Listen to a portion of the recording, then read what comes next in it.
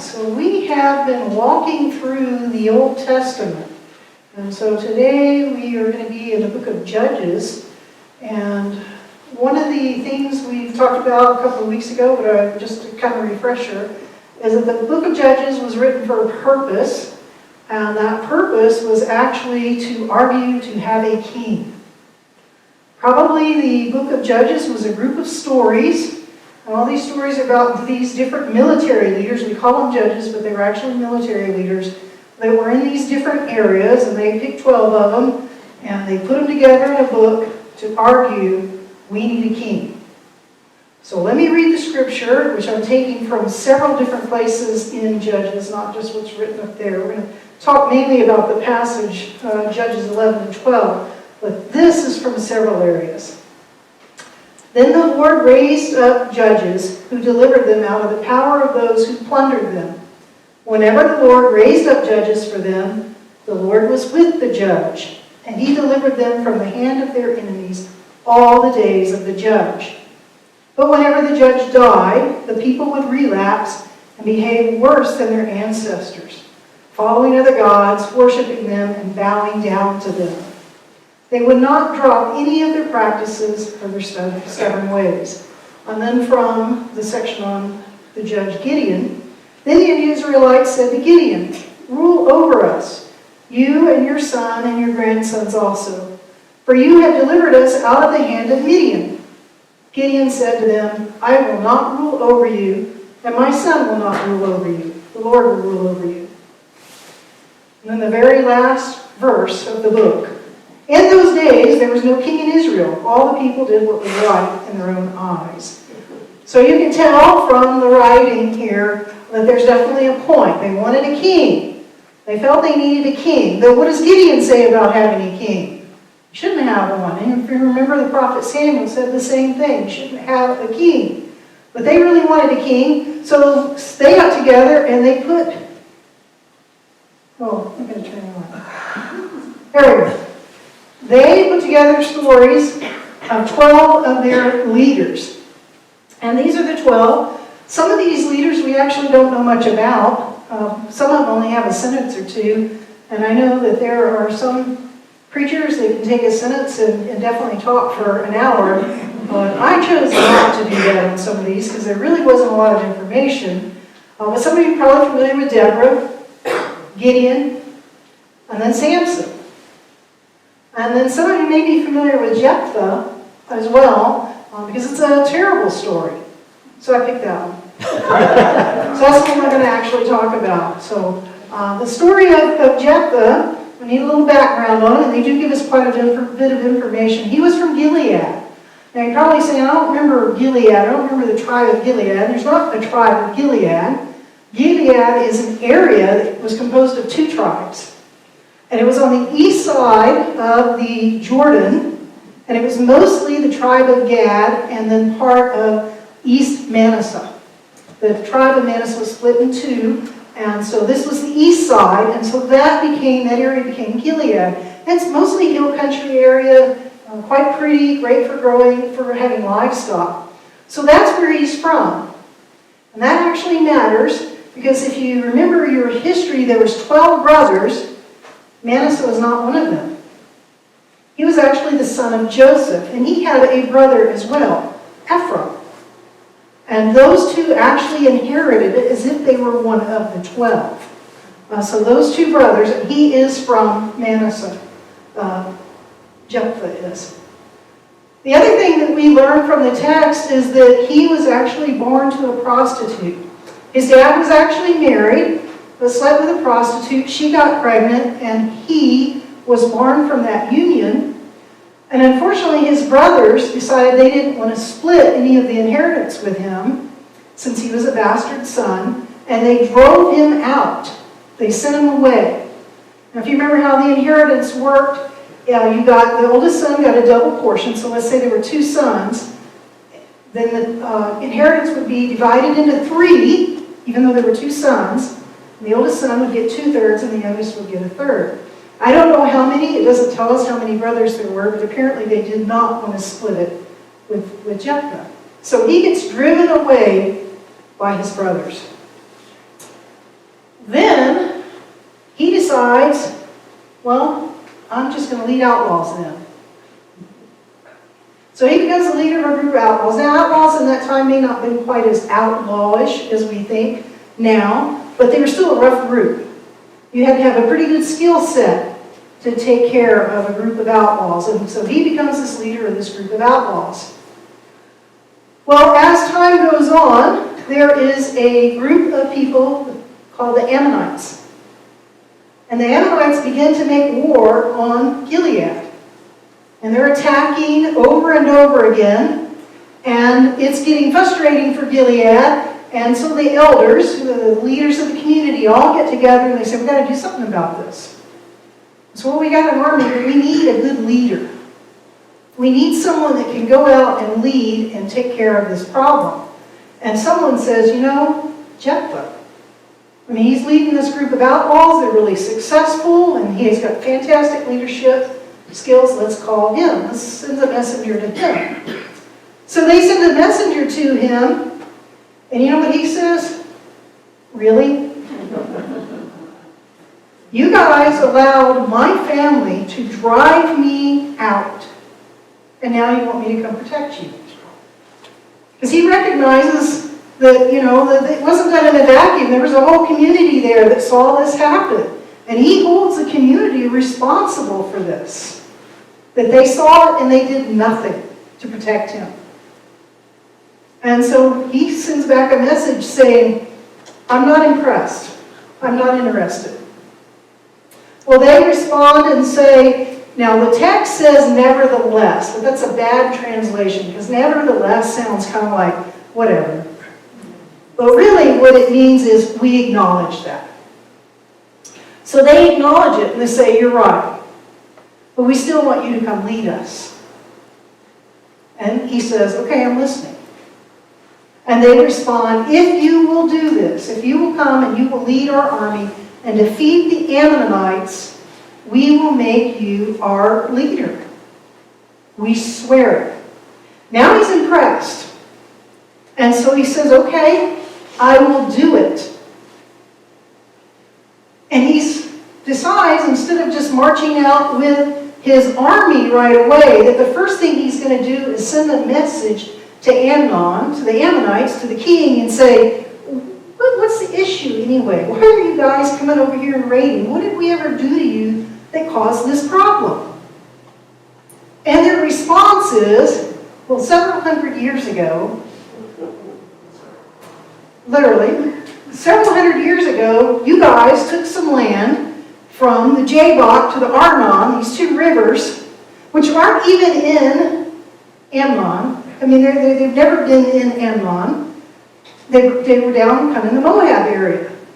And we want it back. Give it back and we'll quit warring with you. Now, Jephthah, thinking that the king of Ammon is a very reasonable person, writes this long history, and he knows his history. And he puts all his history together, and he said, I just want to clarify something. That land never belonged to you guys, nor did it belong to Moab. When we came in here, this land actually belonged to the Amorites. I don't know how well you can see this map. There in that kind of pinkish color on the right-hand side at the top is the East Manasseh tribe. Below it is Gad. Below that is Reuben, the tribe of Reuben. But to the west, to the right, is Ammon. And then down at the south is Moab. So they share a border, and they are allies. And it sure enough looks like that the Israelites would have taken some of their land, or at the very least cut through some of their land way back in the conquest when they took that tribe. But Jephthah points out to them that's not how it was back then. Went too far. Here we go. That when the Israelites came out of Egypt, they tried to go through the purple down there, Edom, and Edom said no. So then they tried to go through Moab. Moab said no. So then they tried to go through Ammon, and Ammon said no. So then they sent a letter to the Amorites and said, can we go through your land to get to the land God has given us? And the Amorites said, no, not only can you not go through our land, but we're coming with our army. And they marched on. So they had a fight. And the Israelites won. So they took all that land that you see there that's in the pink.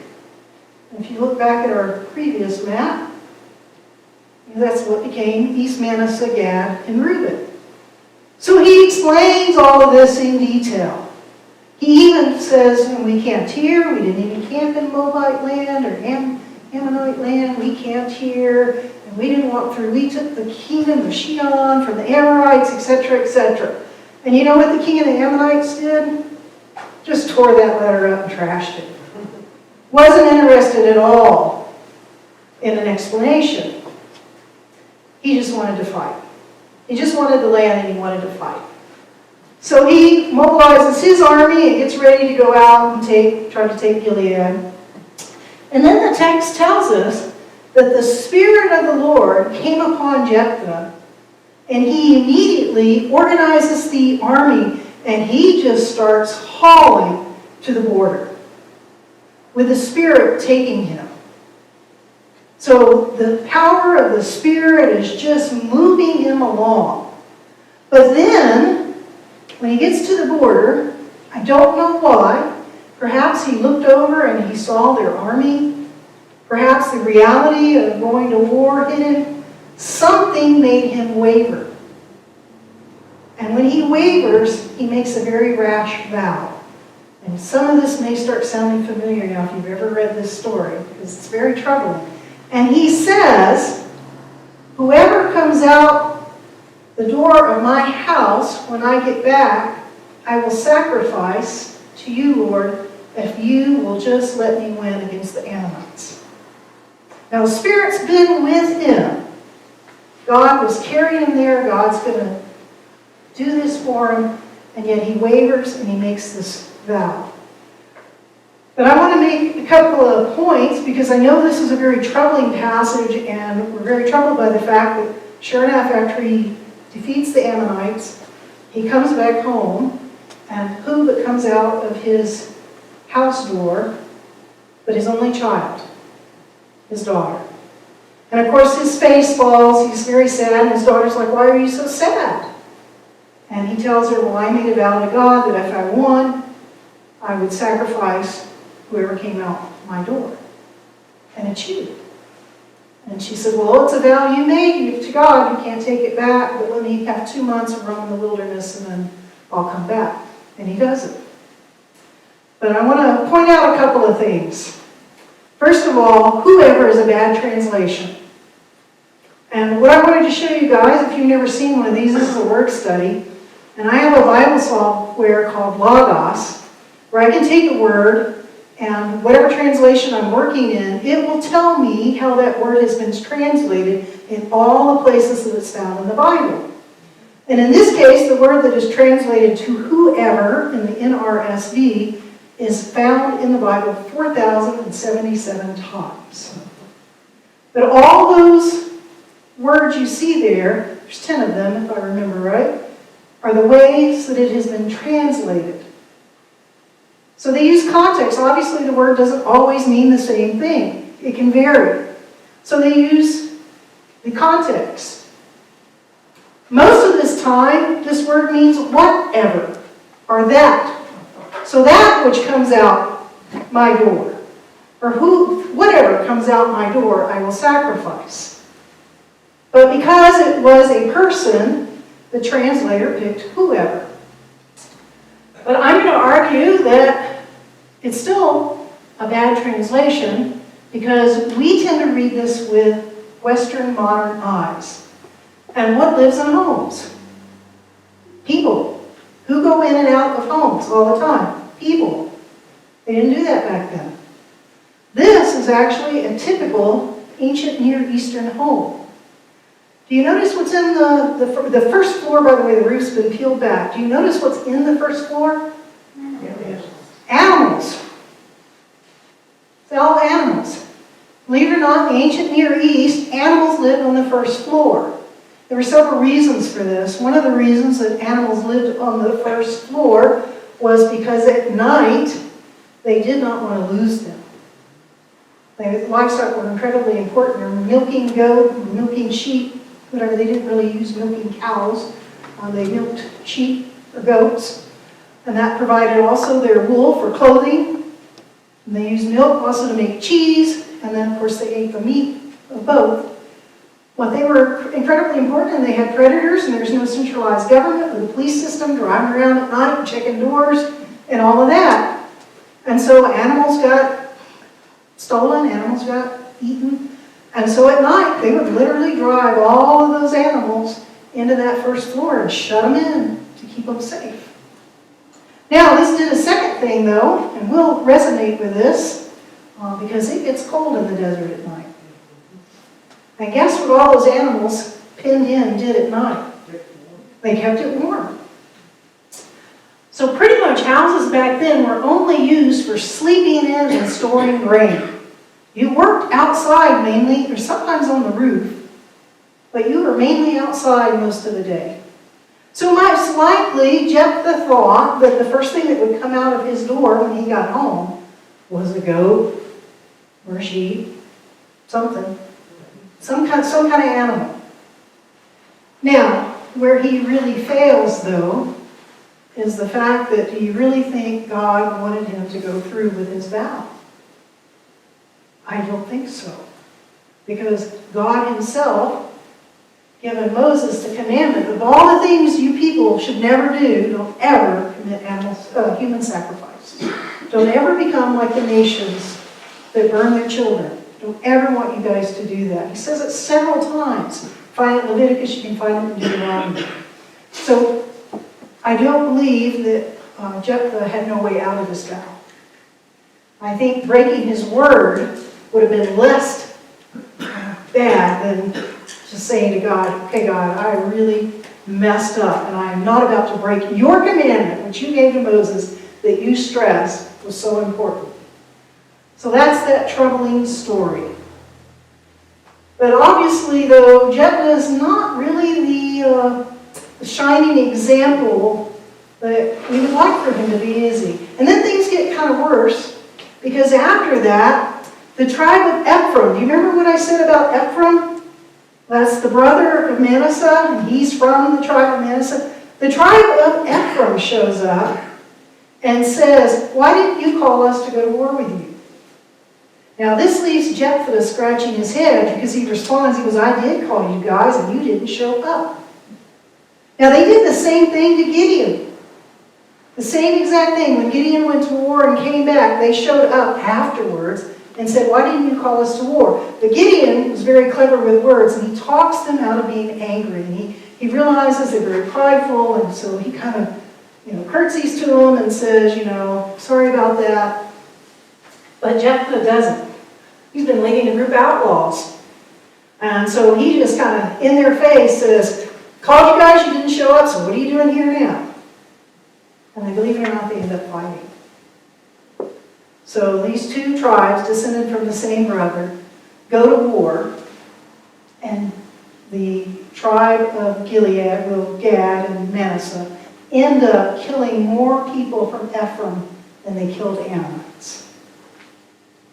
So the question then becomes, why would anyone arguing to have a king and trying to say, hey, things are great when we have a leader and bad when we don't have a leader, why would they include this story? Doesn't it leave you scratching your head and saying, this guy just, there's a lot of boxes that we just can't tick off with this guy. I don't know why they included him. Maybe they really did want a balanced story. They wanted to admit the bad or the good. But I honestly think that the problem was that their vision was distorted. I think that they just could not see his faults because they wanted a king that bad. They wanted a king really, really bad, and so they just completely ignored everything else. If you have ever been in a situation where you really, really wanted something, Don't you sit and make up argument after argument after argument why you need it, even though other people may be telling you, there's some problems with that. Or God's telling you, it's not really going to end the way you want it to. But our lens becomes distorted, and we begin to really convince that if we could just have that, things would be better. And we no longer see the problems with that thing. And I think that's what happened to the writer here. They're so convinced the king made all the difference that they couldn't even see the character flaws in that king. But we sometimes say to God, don't we? God, if you just give me a little more time, I could do this. I could pray. If you just give me a little more energy, I could do this ministry. Lord, if you just give me a little more of X, I could do more for you. And we're just so stuck on getting that we don't realize or see all the problems that are associated with it. We just want what we want. When we read this story now, we read it and say, guys, of course we know how it keeps going from here, don't we? Very few highlights and a lot of problems. But we read this story and we say, it just wasn't a good thing. Could you guys not see it? I don't think they could see it. Because I know I have been that way. And I have wanted something so bad that I'm convinced, God, if you just give me this, I know that things will be better. And God's trying to tell me, no, they won't. So I pray that every one of us will be willing to allow God to decide what our lens looks like. That we'll be willing to say to God, God, okay, you're right. Renew my mind. Allow me to see things the way you see it. Help me listen to you. Help me listen to those you send to me to tell me what's right and what's wrong. So I pray for us for that tonight. Amen.